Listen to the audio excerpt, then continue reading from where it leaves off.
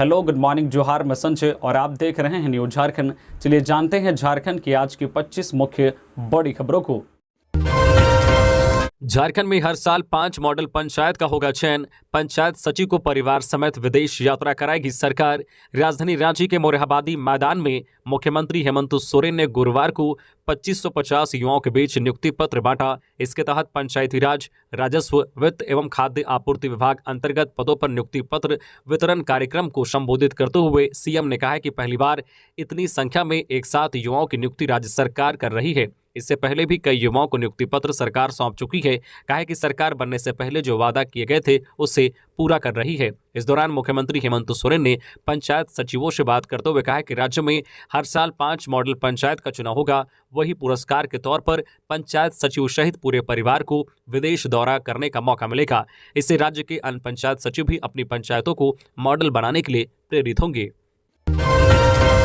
26 जून को होगी झारखंड कैबिनेट की बैठक। कई अहम प्रस्तावों पर लगेगी मुहर। झारखंड कैबिनेट की बैठक सोमवार 26 जून 2023 को होगी। झारखंड मंत्रालय प्रोजेक्ट भवन स्थित मंत्री परिषद कक्ष में शाम 4 बजे होने वाली इस बैठक में कई महत्वपूर्ण प्रस्तावों पर चर्चा होगी। इसकी जानकारी मंत्रिमंडल सचिवालय एवं निगरानी विभाग समन्वय की ओर से दी गई है। आजसू के संकल्प दिवस पर सुदेश महतो का ऐलान। कहा सभी विधानसभा क्षेत्र में जून से लगेगी जन पंचायतें। आजसू पार्टी ने गुरुवार को पूरे राज्य में संकल्प दिवस मनाया। इस मौके पर पार्टी सुप्रीमो सुदेश महतो ने रांची के केंद्रीय कार्यालय में आयोजित संकल्प सभा को संबोधित करते हुए कहा है कि इतिहास को सामने रखकर झारखंड के बेहतरीन भविष्य का निर्माण चुनौती भरा है, लेकिन हम सभी को मिलकर अपनी जिम्मेदारियों और उसूलों पर कायम रहते हुए इन चुनौतियों को हर हाल में पीछे छोड़ना है। इस मौके पर पार्टी सुप्रीमो सुदेश महतो ने इसी महीने यानी जून 2023 से सभी विधानसभा क्षेत्र में जन पंचायतें लगाने की घोषणा की है। कहा कि पार्टी कार्यकर्ताओं की यह जिम्मेदारी है कि जन पंचायत जनता के व्यापक हितों में असरदार हो।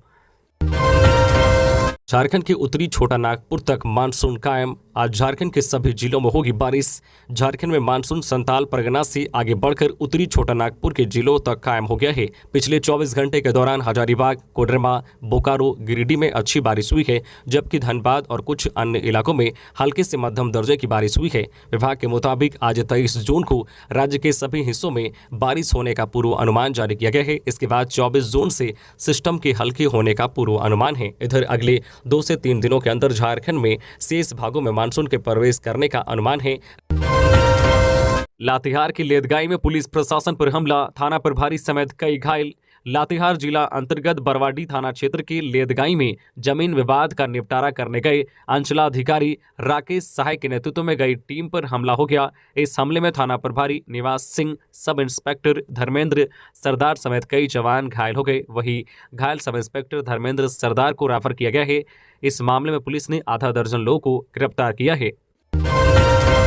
गिरिडीह में बिजली समस्या से परेशान लोगों का फूटा गुस्सा, किया सड़क जाम। शहरी क्षेत्र में लगातार बिजली समस्या से परेशान लोगों का गुस्सा गुरुवार को फूट पड़ा। लोगों ने कालीबाड़ी चौक और आजाद नगर में बांस का बैरियर लगाकर सड़क जाम कर दिया। इस दौरान लोगों ने बिजली विभाग के खिलाफ जमकर नारेबाजी की। लोगों ने कहा कि पिछले एक सप्ताह से शहर में बिजली की कटौती काफी बढ़ गई है।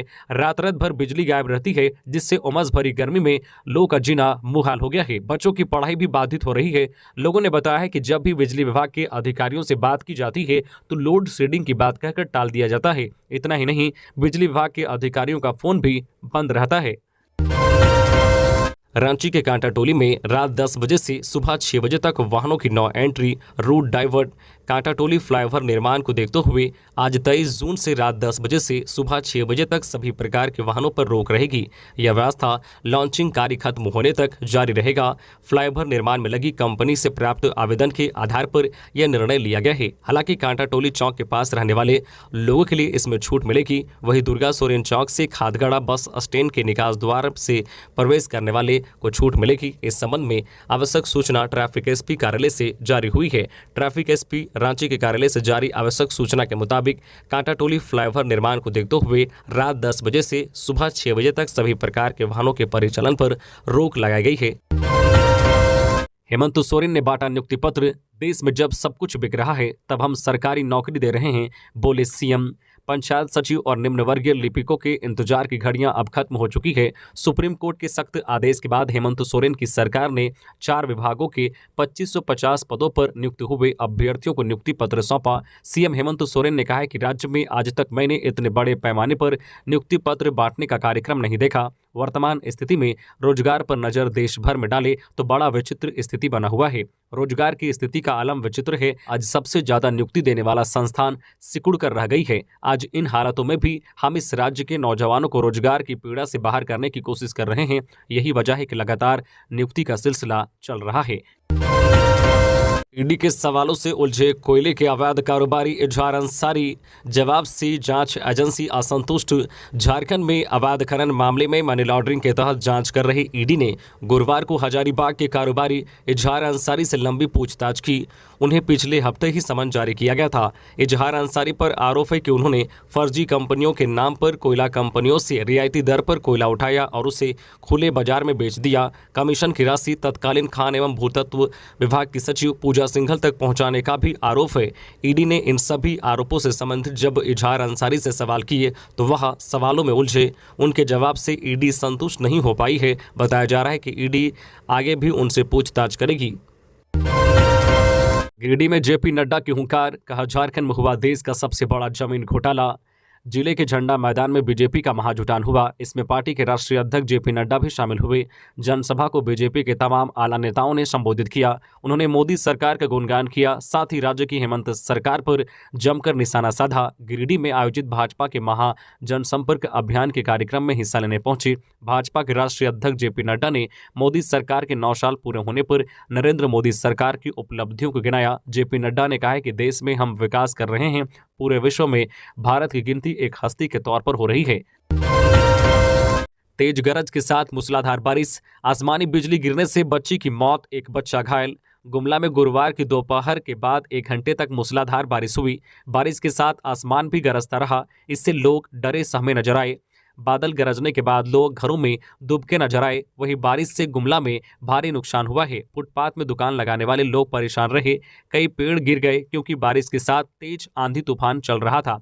गुमला में जगह जगह आसमानी बिजली गिरी है। इसमें गुमला में एक बच्ची की मौत हो गई। वहीं वृंदा गांव में शाम को हुए वज्रपात में रितुल कुमार घायल हो गया। उसका इलाज घर पर ही चल रहा है। इस बारिश के बाद बिजली भी कट गई थी। गुमला थाना क्षेत्र के पुंगू घासी टोली निवासी बसंत बाड़ा की बेटी प्रीति कुमारी 8 वर्षीय की मौत गुरुवार को आए तेज आंधी व बारिश के बीच अचानक हुए वज्रपात की चपेट में आने से हो गई। परिजन उसे आनन फानन में सदर अस्पताल गुमला लाए, जहां चिकित्सकों ने उसे मृत घोषित कर दिया। हवा में फैलता जहर, ग्रामीणों ने मांगी इच्छा मृत्यु। कोयला डंप यार्ड से फैल रहा है प्रदूषण, स्थानीय लोगों ने किया विरोध। डीसी ने दिया भरोसा, करेंगे सख्त कार्रवाई। हाथ में साफ हवा दो या इच्छा मृत्यु की मांग करते स्लोगन के साथ रामगढ़ के उपायुक्त कार्यालय के बाहर लोग विरोध प्रदर्शन किया। रामगढ़ जिले के भदानी नगर के भुरकुंडा रेलवे साइडिंग में कोयला लोडिंग और अनलोडिंग से प्रदूषण फैल रहा है। लंबे समय से इन इलाकों में रहने वाले लोग इसका विरोध कर रहे हैं। खुले ट्रक में कोयला इन इलाकों से लेकर जाया जाता है। इससे उड़ने वाले धूल डस्ट से स्थानीय ग्रामीण परेशान हैं। उनका कहना है कि दिन रात साइडिंग में कोयला ढुलाई और लदाई के कारण उनका जीना मुहाल हो गया है। सांस लेने से मुंह के अंदर डस्ट चला जाता है। दिन भर हवा में उड़ने वाले धूल के कारण कई बीमारियां हो रही है। 20 दिन से भुरकुंडा रेलवे साइडिंग में कोयले की डंप की आग से वातावरण गर्म हो रहा है। वातावरण इतना दूषित है कि सांस लेना मुश्किल हो रहा है। साइडिंग से फैल रहे प्रदूषण के पास के महुआ टोला, लपंगा बस्ती, स्टेशन कॉलोनी, ग्लास फैक्ट्री, लादी, चिक्कोर गांव प्रभावित हो रहे हैं। ग्रामीणों ने साइडिंग को कहीं और ले जाने की मांग की है। इधर विरोध प्रदर्शन के बाद रामगढ़ उपायुक्त माधव मिश्रा से ग्रामीणों ने मुलाकात की। उपायुक्त ने भरोसा दिया है कि वह इस पर कार्रवाई करेंगी। झारखंड हाईकोर्ट लिपिक संघ के सदस्य गुरुवार को रहे हड़ताल पर। गुरुवार को झारखंड हाईकोर्ट के नए भवन में आवंटित कमरे का ताला तोड़ने और सामान बाहर फेंके जाने के विरोध में अधिवक्ता लिपिक संघ के सभी सदस्य हड़ताल पर रहे। लिपिक एसोसिएशन के पदाधिकारियों ने बताया कि एडवोकेट एसोसिएशन की ओर से पूर्व में आवंटित कमरे में बदलाव करते हुए उन्हें दूसरी जगह दी गई थी। 2 कमरे आवंटित किए गए थे, लेकिन गुरुवार को एक कमरे का ताला तोड़कर सामान बाहर फेंक दिया गया। इसके बाद लिपिक संघ के सदस्यों ने तत्काल काम बंद कर दिया। लिपिक संघ ने इसके लिए एडवोकेट एसोसिएशन पर आरोप लगाया है। इसे लेकर उनकी ओर से हाईकोर्ट के रजिस्ट्रार जनरल को सूचना दी गई है। लिपिक संघ के महासचिव महादेव यादव ने बताया कि हाईकोर्ट के जस्टिस आर मुखोपाध्याय शुक्रवार को उनके कमरे का निरीक्षण करेंगे।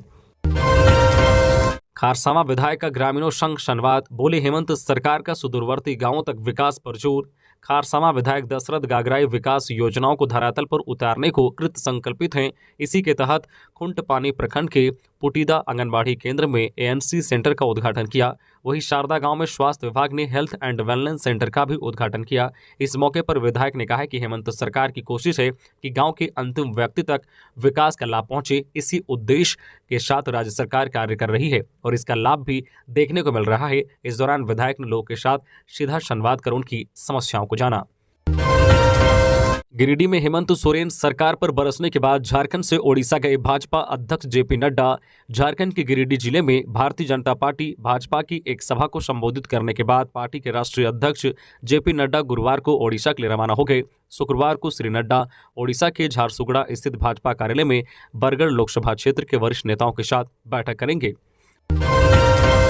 जेल में ऊंचाई से गिरकर एक कैदी हुआ गंभीर रूप से घायल, मामले की हो रही जांच। गुरुवार को बोकारो की चास मंडल कारा के विचाराधीन कैदी महादेव रजवार ऊंचाई से गिरने से गंभीर रूप से जख्मी हो गया। आनन फानन में उसे इलाज के लिए सदर अस्पताल ले जाया गया, जहां प्राथमिक उपचार के बाद उसे बेहतर इलाज के लिए रिम्स रेफर कर दिया गया। जानकारी के मुताबिक महादेव रजवार दुष्कर्म के मामले में 18 अगस्त 2022 से चास मंडल कारा में बंद है। गुरुवार की सुबह में उसकी मां और बहन ने उससे मुलाकाती खिड़की पर बातचीत की थी। इस दौरान उसने पारिवारिक विवाद को लेकर उनसे काफी बहस की थी। बातचीत के दौरान वह जोर जोर से चिल्लाने लगा, जिसके बाद जेल सुरक्षा कर्मियों ने उसे जेल के अंदर भेज दिया, जिसके बाद वह काफी गुस्से में था। जेल के अंदर जाने के बाद उसकी ऊंचाई से गिरने की बात सामने आई है। हालांकि प्रशासन पूरे मामले की जांच कर रही है। चतरा के एसएसबी जवान की गिरिडीह के देवरी में सड़क हादसे में मौत। चतरो जमुआ मुख्य मार्ग पर देवरी थाना क्षेत्र स्थित जलखरियोडी के पास हुए सड़क हादसे में जमुई में तैनात सशस्त्र सीमा बल एसएसबी के एक जवान की मौत हो गई। घटना की सूचना पर एसआई इस्माइल मरांडी घटनास्थल पर पहुंचकर शव को कब्जे में लिया। मृतक जवान के पास से मिले ड्राइविंग लाइसेंस के आधार पर मृतक जवान की पहचान चतरा जिले के चिरीडीरी गांव के कुमार राणा प्रताप के रूप में हुई है। जानकारी के अनुसार जवान राणा प्रताप अपनी बाइक से जा रहे थे। इसी दौरान चतरो जमुआ मुख्य मार्ग पर जलखरियोडी के पास सीमेंट लदा ट्रक बाइक सवार जवान को कुचलते हुए निकल गया। मौके पर ही जवान की मौत हो गई। गढ़वा के मजदूरों का बोकारो में प्रदर्शन। बोकारो स्टील प्रशासनिक भवन के पास बेमियादी धरने पर बैठे लोग। गढ़वा के भवनाथपुर से आए बीएसएल एडीएम बिल्डिंग मजदूरों का प्रदर्शन राष्ट्रीय मजदूर कांग्रेस के नेतृत्व में किया। बोकारो स्टील प्लांट में प्रशासनिक भवन के गेट के बाहर मजदूरों का अनिश्चितकालीन धरना शुरू कर दिया है। भवनाथपुर स्थित तुलसी दामर में संचालित डोलोमाइट खदान और चूना पत्थर खदान को शुरू करने की मांग की है। गुरुवार को बोकारो स्टील प्रशासनिक भवन के समक्ष भवनाथपुर से आए हजारों की संख्या में मजदूरों ने बोकारो स्टील प्रबंधन के खिलाफ नारेबाजी की। इसके अलावा वो अनिश्चितकालीन के लिए वहीं धरने पर बैठ गए हैं। मजदूरों के प्रदर्शन को देखते हुए सेल के सुरक्षा कर्मियों ने उन्हें बैरियर लगाकर रोक दिया। इंटक गढ़वा जिला अध्यक्ष सुशील कुमार चौबे की अगुवाई में मजदूरों ने बोकारो आकर प्रदर्शन किया। जानकारी के मुताबिक सेल और बोकारो स्टील ने गढ़वा के भवनाथपुर स्थित तुलसी दामर में संचालित डोलोमाइट खदान और चूना पत्थर खदान को 16 फरवरी 2020 को बंद कर दिया था। इसके बाद वहां के मजदूरों के समक्ष भूखमरी की स्थिति उत्पन्न हो गई है। दोनों ही प्लांट में 3000 से अधिक मजदूर काम कर रहे थे।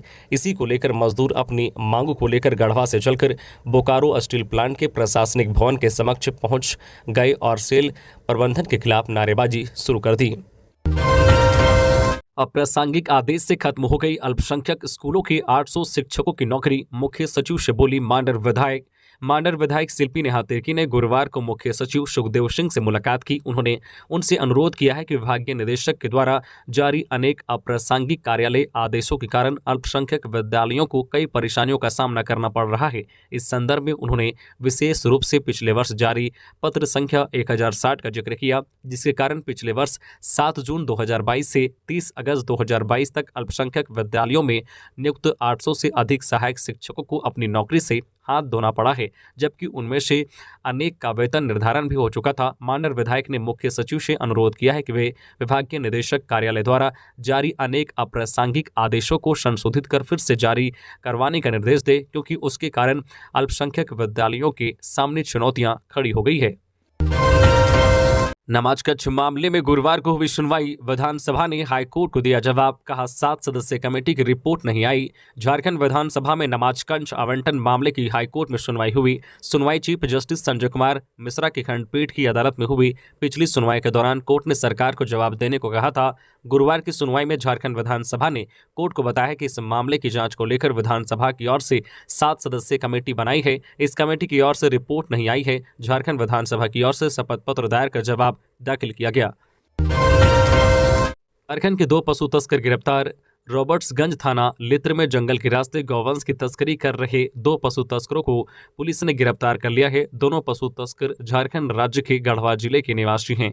पुलिस अधीक्षक डॉक्टर यशवीर सिंह ने गुरुवार को बताया है कि थाना रॉबर्ट्सगंज पुलिस को सूचना मिली कि कुछ पशु तस्कर पशुओं को लेकर चुर्क नगर के पास स्थित जंगल के रास्ते बिहार ले जा रहे हैं। सूचना के आधार पर पुलिस ने जंगल में घेराबंदी कर 2 पशु तस्करों को गिरफ्तार कर लिया। वहीं मौके से 6 गौवंश बरामद कर लिया।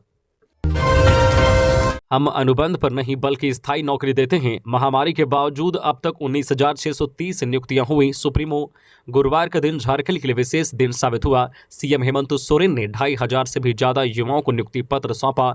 2021 अंत में सभी जिलों में खेल पदाधिकारी की नियुक्ति के साथ नियुक्ति का सिलसिला शुरू हुआ। उक्त बातें झारखंड मुक्ति मोर्चा के महासचिव सह प्रवक्ता सुप्रीमो भट्टाचार्य ने रांची के हरमू स्थित पार्टी कार्यालय में आयोजित प्रेस वार्ता में कही। साथ ही उन्होंने जेपी नड्डा के झारखंड दौरे को लेकर भी बड़ा बयान दिया है।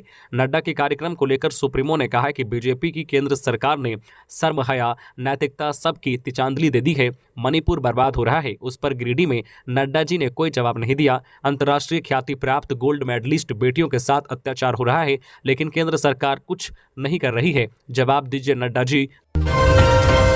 झारखंड हाईकोर्ट ने पेड़ों की अवैध कटाई मामले में सीआईडी से मांगी स्टेटस रिपोर्ट। 4 सप्ताह बाद होगी सुनवाई। झारखंड हाईकोर्ट ने पलामू सहित कई जिलों में लॉकडाउन के दौरान जंगलों में पेड़ों की अवैध कटाई मामले की जांच को लेकर दायर जनहित याचिका पर सुनवाई की। चीफ जस्टिस संजय कुमार मिश्रा एवं जस्टिस आनंद सेन की खंडपीठ ने वीडियो कॉन्फ्रेंसिंग के माध्यम से मामले की सुनवाई के दौरान प्रांतीय एवं राज्य सरकार का पक्ष सुना। राज्य सरकार की ओर से स्पष्ट जवाब नहीं मिलने पर खंडपीठ ने पेड़ कटाई की सीआईडी जांच से संबंधित स्टेटस रिपोर्ट दायर करने का निर्देश दिया।